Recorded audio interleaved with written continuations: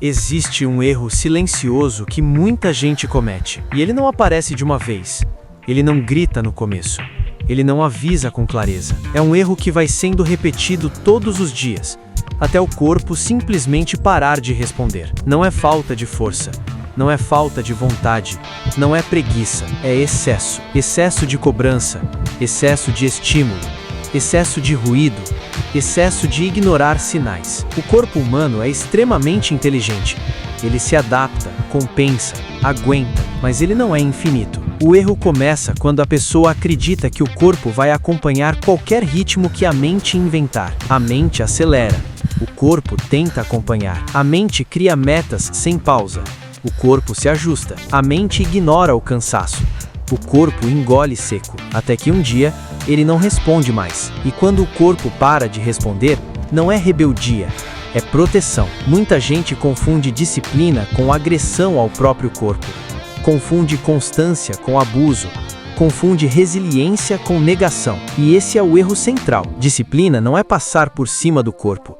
Disciplina é sustentar o corpo. Quando você dorme mal por semanas e chama isso de foco, quando você vive tenso e chama isso de produtividade, quando você ignora a dor e chama isso de força, você está treinando o corpo a entrar em modo de defesa. O corpo começa a economizar energia.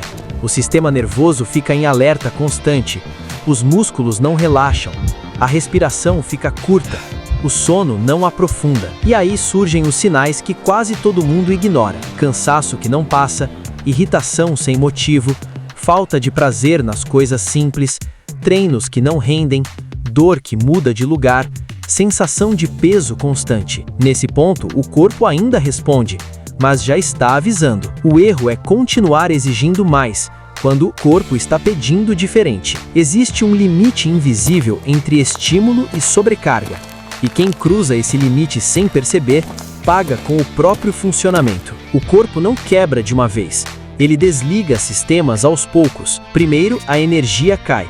Depois, a clareza mental. Depois, a motivação. Depois, a força.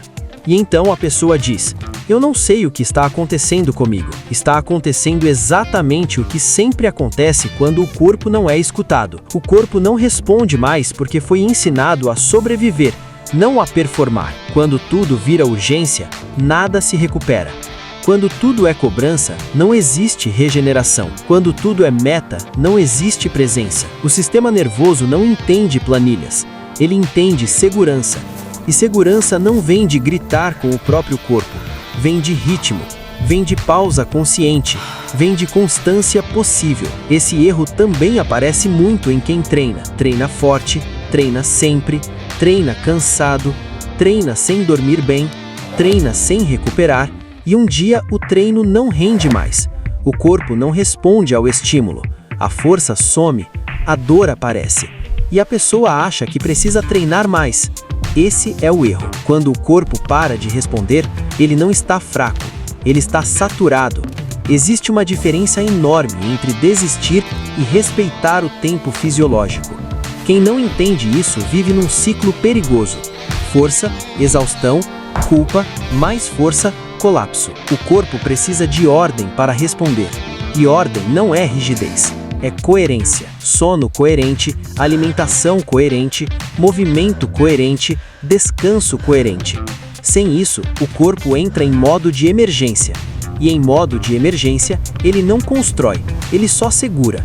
Segura o que dá, até não dar mais. Muita gente só percebe esse erro quando já está adoecida, quando o corpo trava, quando o coração dispara, quando a ansiedade vira constante, quando o cansaço vira identidade. Mas esse ponto não surge do nada.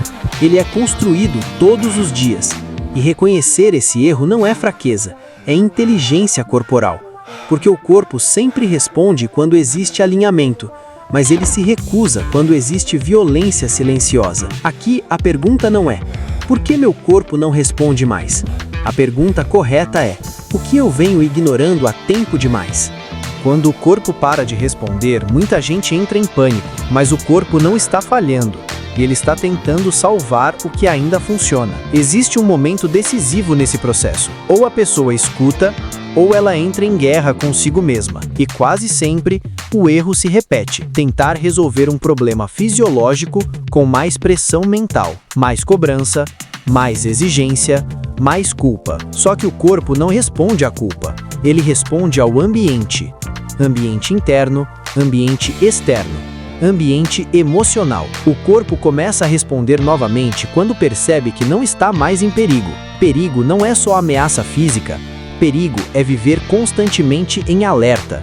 É nunca desligar, é nunca desacelerar de verdade, é nunca sentir segurança no próprio ritmo. A reconstrução começa no básico, e isso incomoda muita gente, porque o básico não dá a sensação de heroísmo. Dormir melhor, comer de forma previsível, reduzir estímulos desnecessários, diminuir decisões inúteis, criar rotinas simples. O ego odeia isso, mas o corpo agradece. O erro que fez o corpo parar de responder só começa a ser corrigido quando a pessoa entende uma coisa simples: o corpo não trabalha para impressionar a mente, ele trabalha para manter você vivo. Quando você respeita isso, algo muda. A respiração aprofunda, o sono melhora, a força começa a voltar, a clareza reaparece, não de forma explosiva, mas de forma estável.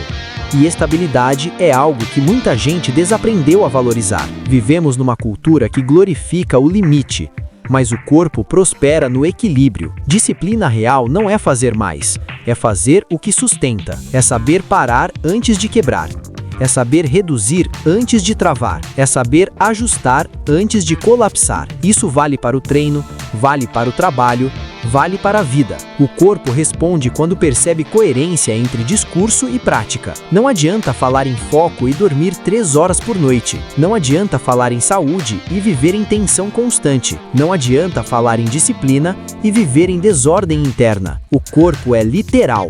Ele responde ao que você faz, não ao que você diz. Quando você cria previsibilidade, o corpo relaxa. Quando você cria constância, ele confia. Quando você cria limites, ele coopera. E cooperação é diferente de obediência. O corpo não obedece ordens, ele coopera com contextos. Por isso, a pergunta final não é: como eu faço meu corpo voltar a responder? A pergunta correta é: que tipo de ambiente eu estou oferecendo para ele responder? Ambiente de pressão ou ambiente de sustentação? Ambiente de caos ou ambiente de ordem? Porque o corpo sempre responde à ordem, mesmo quando tudo já parece bagunçado. E aqui está o ponto que poucas pessoas aceitam. Disciplina não é dureza. Disciplina é estrutura. Estrutura que protege, estrutura que sustenta, estrutura que permite avançar sem se destruir. Quem entende isso para de brigar com o corpo e começa a construir com ele. E quando corpo e mente voltam a trabalhar juntos, a resposta volta. Talvez não igual antes, mas melhor, mais consciente, mais durável, porque agora existe respeito. E é isso que separa quem quebra de quem evolui. Disciplina não é sobreviver ao caos todos os dias, é sair dele com método. Disciplina é saber quando acelerar e quando parar. Disciplina é saber que o corpo não é descartável. E é exatamente isso que define disciplina X. Não o excesso, não a violência, não a ilusão de força, mas a construção silenciosa, consciente e sustentável de um corpo que responde, porque confia. Agora, quando se ouvir disciplina X, você saberá o que está por trás. Não use a palavra em vão. Esteja alerta quando ouvir alguém dizer imposto por alguém. Não seja em nada além do entendido. Entendida é o que tem de básico nesse processo e que faz com que as coisas funcionem ou não. Disciplina X.